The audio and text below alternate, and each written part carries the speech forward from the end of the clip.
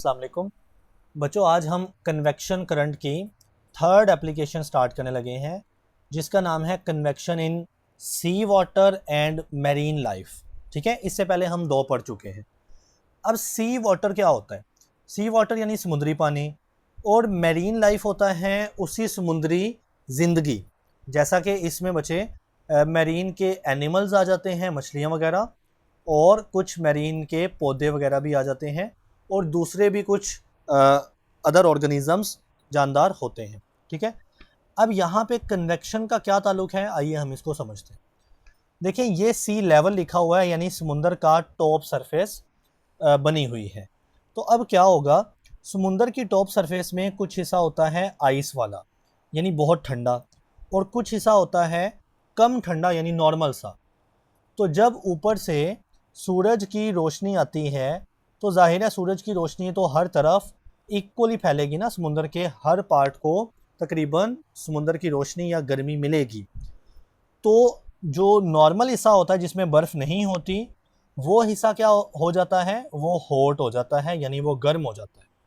ठीक है, जबकि जो आइस वाला हिस्सा है जाहिर है वो ठंडा है, तो वो इतनी जल्दी गर्म नहीं होता, तो वो कोल्ड रहता है।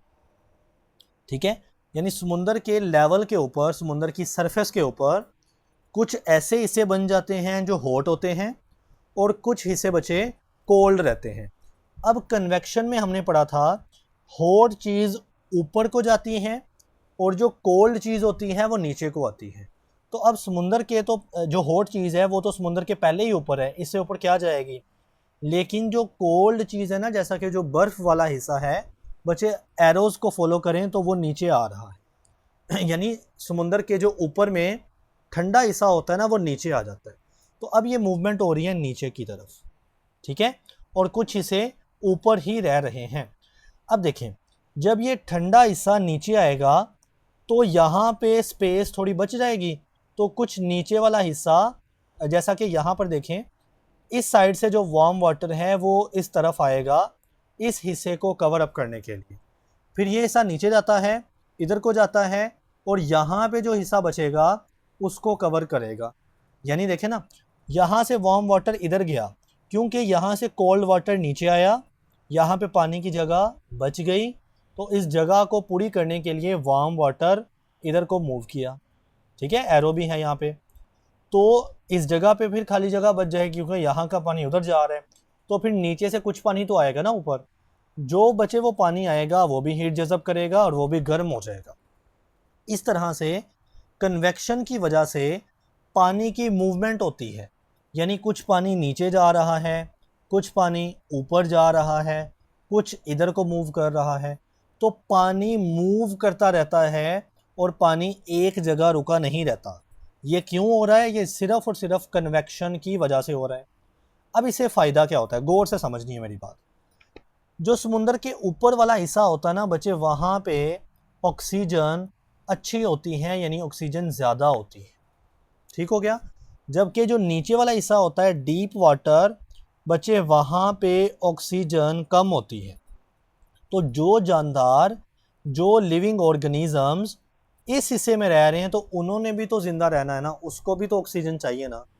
तो इस पानी की मूवमेंट की वजह से जो पानी नीचे आ रहा है वो ऊपर से आ रहा है, तो ऊपर में तो ऑक्सीजन ज़्यादा है, यानी ज़्यादा ऑक्सीजन लेके पानी नीचे आता है, जो कि इन जानदारों के लिए बहुत फ़ायदेमंद हो जाता है, क्योंकि जानदारों को ऑक्सीजन तो चाहिए ना।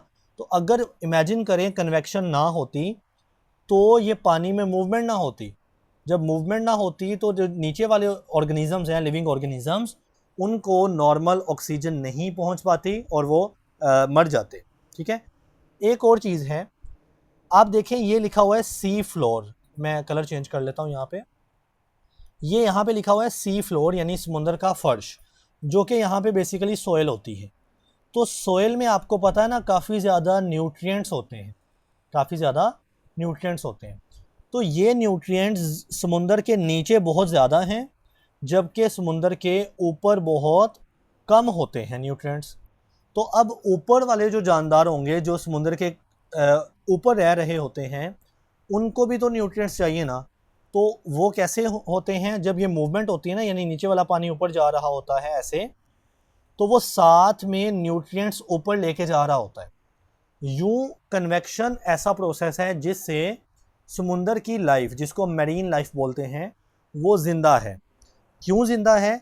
क्योंकि ऊपर वाली पानी के अंदर ज़्यादा होती है ऑक्सीजन, वो नीचे आ जाती हैं, और नीचे वाले पानी में होते हैं ज़्यादा न्यूट्रिएंट्स, वो ऊपर मूव कर जाते हैं। तो ये बैलेंस रहता है। ठीक है, अब हम इसको पढ़ लेते हैं। Convection plays an important role in the sea water. ये हमने पढ़ा कि इसका अहम रोल है यहाँ पे, important for supporting marine life, और समुद्री ज़िंदगी के लिए भी ये बड़ा इम्पोर्टेंट है। व्हेन सनलाइट, जब सूरज की रोशनी हीट करती है ना सरफेस ऑफ द ओशन, यानी ओशन की जो ऊपर वाली सरफेस है, सूरज की रोशनी उसको सबसे पहले क्या करती है? हीट करती है। तो जो वार्म वाटर है, यानी कुछ पानी गर्म हो जाता है, वो बिकम लाइटर, हल्का रहता है, and stay at the top, और गर्म पानी ऊपर ही रहता है। जबकि जो ठंडा पानी होता है, जैसा कि बर्फ़ वाला, वो डेंसर वाटर यानी भारी होता है, and sinks to the bottom, यानी वो नीचे की तरफ पानी मूव करता है। तो यही बात मैंने की ना कि जो आइस वाला ठंडा पानी होगा बच्चे, वो किधर जाएगा? ये एरोस देख लें, नीचे को जा रहा है पानी।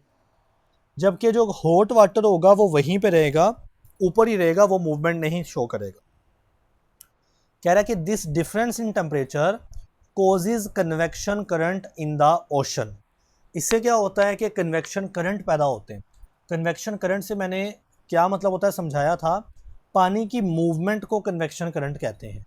यानी ठंडा पानी भारी होता है, वो नीचे आता है, कोल्ड वाटर, और जो गर्म पानी होता है वो हल्का होके ऊपर चला जाता है। तो ये जो करंट पैदा हो रहे हैं, मूवमेंट आ रही है, हम इसको बोलते हैं कन्वेक्शन करंट्स। नाउ कह रहा है कि these currents continuously move water up and down. इससे पानी मुसलसल ऊपर और नीचे मूव करता रहता है, helping to mix oxygen from surface. और इससे क्या होती है, जो सरफेस यानी ऊपर वाले हिस्से में जो ऑक्सीजन होती है वो मिक्स होती है इनटू द डीपर लेयर्स, निचले हिस्सों में। ऊपर वाले हिस्सों की ऑक्सीजन डीपर यानी नीचे चली जाती है, and bringing nutrients from the ocean floor to the surface. और न्यूट्रिएंट्स जो होते हैं वो ओशन फ्लोर यानी नीचे से टू द सरफेस यानी ऊपर की तरफ मूवमेंट शो करते हैं।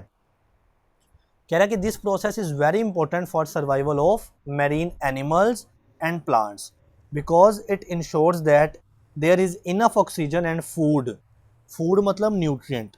तो इस प्रोसेस से ऊपर और नीचे ऑक्सीजन भी सप्लाई होती रहती है, और फूड भी किसी एक जगह पे नहीं रहता, बल्कि वो ऊपर नीचे मूव करता रहता है एट डिफरेंट डेप्थ, यानी मुख्तलिफ जगहों के ऊपर। विदाउट कन्वेक्शन, अगर कन्वेक्शन ना होती तो जो डीप ओशन है ना, वहाँ पे ऑक्सीजन की कमी हो जाती। ठीक है ना, क्योंकि फिर ऑक्सीजन नीचे कैसे जा पाती। एंड सरफेस वाटर, और वो जो ऊपर वाला पानी का हिस्सा है, वुड लैक न्यूट्रिएंट्स, वहाँ पे न्यूट्रिएंट्स की कमी हो जाती, क्योंकि न्यूट्रिएंट्स ऊपर नहीं जा सकते थे, making it difficult for marine ecosystem to thrive. Thrive कहते हैं यहाँ पे ज़िंदा रहना। तो इससे क्या होता कि जो मैरीन इकोसिस्टम है और ऑर्गेनिज़म्स हैं वो बड़ी मुश्किल से ज़िंदा रहते हैं।